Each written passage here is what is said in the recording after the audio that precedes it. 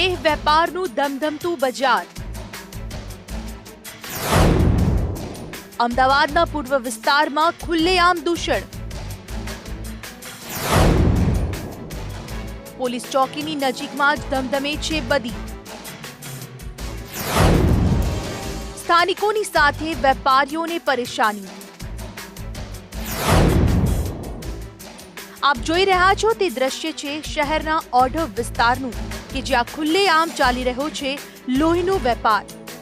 સોનીની ચાલી પાસેના 4 રસ્તા મુસાફરોને સુવિધા આપવાના બદલે માથાનો દુખાવો અને શરમજનક સ્થિતિમાં મૂકી રહ્યા છે અને બીઆરટીએસ બસ સ્ટેન્ડ પાસે જ બેસીને તેઓ ખુલ્લેઆમ થાય છે દેહના સોદા।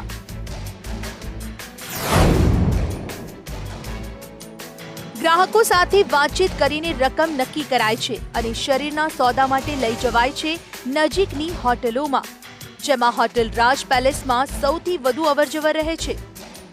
વિશ્વાસ નથી આવતો તો જોઈ લો આ દ્રશ્યો। ખુલ્લેઆમ હોટેલ મેનેજર રૂપિયા લઈને આપી રહ્યો છે।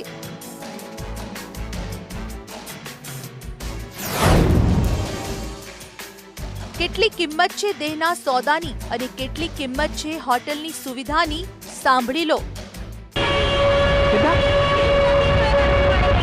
रूम के साथ में कहाँ पे? राज में 320। कितनी देर?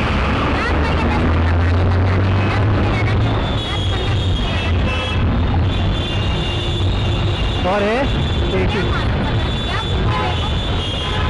वो किसके? वो पटेल साहब की है। वो पटेल साहब की है। शेखावत कहाँ? यहाँ पे ऑर्डर में है वही ना?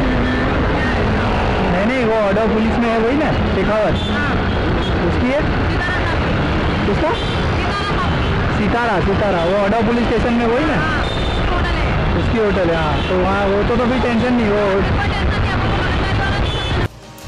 તમને એ થતું હશે કે આટલું મોટું સેક્સ રેકેટ જાહેરમાં ચાલતું હોવા છતાંય પોલીસના પેટનું પાણી કેમ હલતું નથી? આજુબાજુના લોકોએ અને સૌથી વધુ પરેશાન આ સોહમ કોમ્પ્લેક્સના વેપારીઓ અનેકવાર ઓઢવ પોલીસને રજૂઆત કરી છે।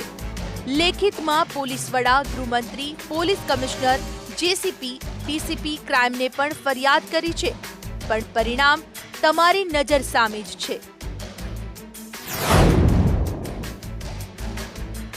દેહના સોદા પાછળ કદાચ આ રૂપજીવિનીઓની મજબૂરી હશે કે પેટનો ખાડો પૂરવા માટે આ બદકામ કરવું પડી રહ્યું છે, પણ જેની ફરજ છે આ દૂષણને અટકાવવાની તે પોલીસની શું મજબૂરી હશે આ ધંધાને ખુલ્લેઆમ પ્રોત્સાહન આપવાની?